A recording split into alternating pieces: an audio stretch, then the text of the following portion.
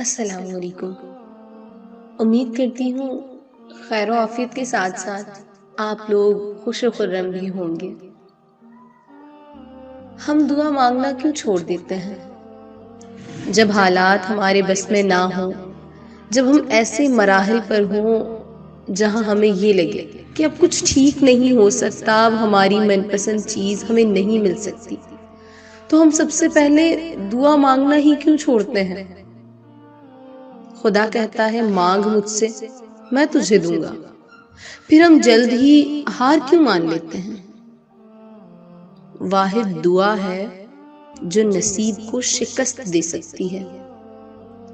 جہاں لگے کہ اب یہ چیز ہماری دسترس سے باہر ہے، وہاں دل میں خدا کا نام بار بار لینا چاہیے، اس لیے نہیں کہ ہمارا مطلب پورا ہو جائے، بلکہ اس بات پر یقین رکھ کر دعا مانگنی چاہیے کہ دینے والی ذات صرف خدا کی ہے۔ وہ دے گا، وہی دے سکتا ہے، وہ ضرور سنے گا۔ صاف نیت سے مانگا جائے، اس بات پر یقین رکھ کر کہ خدا کے لیے کچھ ناممکن نہیں، تو وہ ہمارا دل کیوں نہیں بدلے گا؟ وہ کن کہے گا۔ جب اس کے آگے جھولی پھیلاؤ تو اس کو خوشی ہوتی ہے۔ بات صرف اپنی دعاؤں پر یقین رکھنے کی ہے۔